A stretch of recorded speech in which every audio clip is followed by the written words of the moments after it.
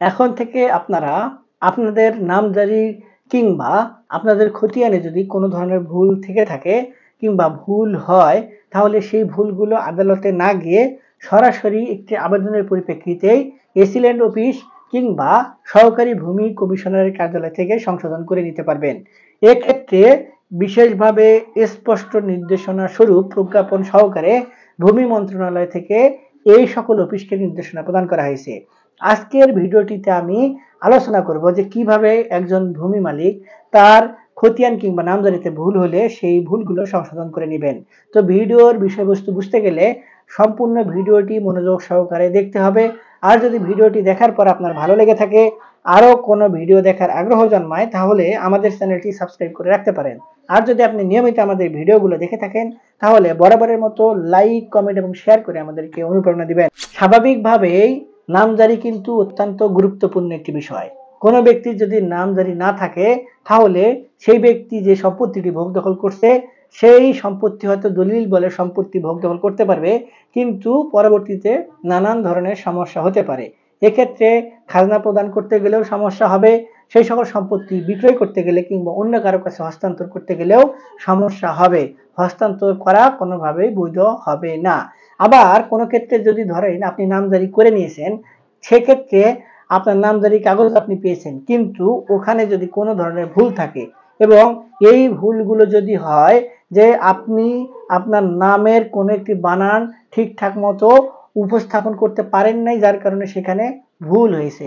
আবার সম্পত্তির যে দাগ নাম্বার, সেই দাগ নাম্বারের ক্ষেত্রেও আপনার ভুল ধরা পড়েছে।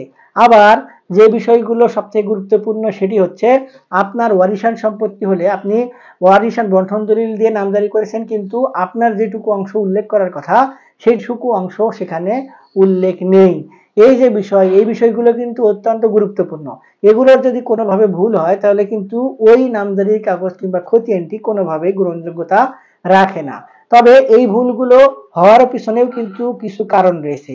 অর্থাৎ আপনার যদি দলিলেই আপনার নাম কিংবা আপনার সম্পত্তির অংশ কতটুকু কিংবা দাগ নম্বর কতটুকু সেগুলো যদি ভুল থাকে, তাহলে কিন্তু ওই দলিলের মাঝ থেকে আপনার নামজারির কাগজে ভুল হওয়াটা স্বাভাবিক।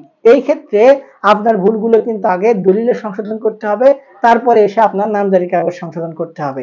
আপনার দলিলে ভুল থাকলে আপনি নামজারিতে ঠিক করে সেগুলো নিয়ে কিন্তু কোনো ফায়দা গ্রহণ করতে পারবেন না। এক্ষেত্রে আপনার এই নামজারিটা বাতিল হওয়ার সম্ভাবনাই কিন্তু থাকে। এরপরে আর যেভাবে ভুল হয় সেটি হচ্ছে, যখন নামজারির জন্য আবেদন করা হয়, তো তাড়াহুড়ো কিংবা অসাবধানতার কারণে আবেদনেই যদি ভুল হয়, তাহলেও কিন্তু ওই নামজারির ফাইনাল কাগজেও কিন্তু আপনার এই ভুলগুলো আসতে পারে এবং এগুলো কিন্তু পরবর্তীতে চোখে পড়বে। তারপরে আরেকটি মাধ্যমে যে ভুল হওয়ার সম্ভাবনা থাকে সেটি হলো, যখন আপনি নামজারির জন্য আবেদন করবেন, সেই নামজারির আবেদন গ্রহণ করার পরে ওই ভূমি অফিসে যে সকল কর্তা ব্যক্তির দ্বারা নামজারির কাজটি সম্পন্ন হয়, তাদের যদি কোনো করণিক ভুল হয়ে থাকে, তাদের যদি অসাবধানতা কিংবা তাড়াহুড়োর যদি কোনো কারণে ভুল হয়, তাহলে সেই ভুলগুলোও কিন্তু পরবর্তীতে ভোগান্তির মধ্যে পড়তে পারে। এই বিষয়ে কি কি বিষয় নিয়ে নামজারি সংশোধন করার এখতিয়ার এই ভূমি অফিসগুলোর রয়েছে, সেই বিষয়ে কিন্তু একটি প্রজ্ঞাপন হয়েছিল। সেখানে প্রায় মোট 10 থেকে 12 ধরনের ভুল সংশোধন করে দেওয়ার জন্য নির্দেশনা দেওয়া হয়েছিল। কিন্তু বিষয়গুলোকে গুরুত্ব না দিয়ে যখন কোনো একজন ব্যক্তি নামজারি ভুল সংশোধন করার জন্য এই ভূমি অফিসে যায়, তখন কিন্তু তারা বিশেষ ক্ষেত্রে দেখা যায় বিভিন্ন ব্যস্ততা থাকে, তাদের সেই বিষয়গুলো নিয়ে গুরুত্ব নেই। তারা সেখানে গেলেই সরাসরি কিন্তু বলে দেয় যে আপনি এগুলো আদালতের মাধ্যমে সমাধান করুন, আদালতে মিসকেস করুন, তাহলেই কিন্তু সমাধান হয়ে যাবে। কিন্তু এই বিষয়গুলো নিয়ে যখন কোনো একজন ব্যক্তি আদালতে শরণাপন্ন হয়, তখন কিন্তু তিল তালে পরিণত করার মতো ঘটনা ঘটে। আদালত এই নামজারি সংশোধন করতে গিয়ে আবার প্রথম থেকে যাচাই করে দেখে যে আসলে যে ব্যক্তি নামজারি সংশোধন করার জন্য এসেছেন তিনি আসল মালিক কিনা। অর্থাৎ কোনোভাবে তাড়াহুড়ো করতে গেলে কিন্তু ভুল হওয়ার সম্ভাবনা থাকে, কারো প্রতি অনাচার কিংবা অন্যায় হওয়ার সুযোগ থাকে। তাই আদালত চিন্তা করে যে সময় লাগলেও কারো প্রতি যেন অন্যায় না হয়। এই জন্য একটি নাম ঠিক করতে গেলে, দাগ নম্বর সংশোধন করতে গেলেও অনেক সময় বছরের পর বছর সময় লেগে যায়, যে বিষয়টি এসিল্যান্ড অফিস থেকে হয়তো 2 দিন 5 দিনের মধ্যেই সমাধান করে দেওয়ার সুযোগ থাকতো। এই প্রেক্ষাপটটাকে মাথায় নিয়ে এবং আদালতে মামলা মোকদ্দমার চাপ বেড়ে যাওয়ার কারণেই এই সিদ্ধান্তগুলো কিন্তু ভূমি মন্ত্রণালয় থেকে নেওয়া হয়েছিল যে এই 10 থেকে 12 ধরনের ভুল, অর্থাৎ এই যে নামের বানান ভুল, নাম ভুল, আপনার দাগ নাম্বার ভুল, দলিলে ঠিকঠাক আছে কিন্তু এই নামজারি কাগজে ভুল হয়েছে, আবেদন ঠিকঠাক হয়েছে কিন্তু আপনার যারা করে দিয়েছে তারা ভুল করেছে, যে অংশ ওয়ারিশান সূত্রে ওয়ারিশান বন্টন দলিলে রয়েছে সেই অংশ না গিয়ে অন্য অংশ রয়েছে, কিংবা তার যেটুকু পাওয়ার কথা ছিল অংশ সেই অংশটুকু তিনি পান নাই, কিংবা যে সম্পত্তির বর্ণনা ছিল নাল সেটি হয়ে গেছে কৃষি জমি। এই যে সমস্যাগুলো, এই সমস্যাগুলো কিন্তু ছোটখাটো সমস্যা, এগুলো কিন্তু এই ভূমি মন্ত্রণালয় থেকে সমাধান করে দিতে পারেন। তবে যে বিষয়টি গুরুত্ব সহকারে দেখতে হবে সেটি হলো, যদি কোনো ব্যক্তির নামজারি এই যে ভুল হয়ে থাকে এবং আবেদন করে, সেক্ষেত্রে কোনোভাবেই ওই মূল চিন্তাধারা আছে, যে উদ্দেশ্যটা নিয়ে নামজারি করে নেওয়া হয়েছে সেই উদ্দেশ্যটা যেন কোনোভাবে আপনার নষ্ট না হয়। অনেক ক্ষেত্রে অনেক অসাধু ব্যক্তি কিন্তু এই নামজারির আবেদন পরিপ্রেক্ষিতে পরবর্তীতে যে নামজারি কাগজ দেখায় সেই নামজারিতে ভুল থাকে, তারা ইচ্ছাকৃতভাবে ভুল করে পরবর্তীতে সেগুলো আবার সংশোধন করারও চেষ্টা করে। এই যে একটি চতুর কৌশল, এই চতুর কৌশলগুলোও কিন্তু ভূমি অফিসকে মাথায় নিয়ে নামজারির যে আবেদন, এই আবেদনের প্রেক্ষিতে ভুল থাকলে সেগুলো সমাধান করে দেওয়ার জন্য স্পষ্ট নির্দেশনা এবং প্রজ্ঞাপন কিন্তু ভূমি মন্ত্রণালয় থেকে ইতিমধ্যে দেওয়া হয়েছে। আর ভূমি অফিসের যে সকল কর্তা ব্যক্তি তারা কিন্তু এই যে ছোটখাটো ভুলগুলো এবং এই প্রজ্ঞাপনে উল্লেখিত যে সকল বিষয়ের কথা বলা হয়েছে সেই বিষয়গুলো মাঝে যদি পড়ে থাকে তাহলে সেই ভুলগুলো সংশোধন করে দিতে বাধ্য, এবং এই ভুলগুলো সংশোধন করে নেওয়ার জন্য ভূমি মালিকদেরকেও কিছু কার্যক্রম পরিচালনা করতে হবে।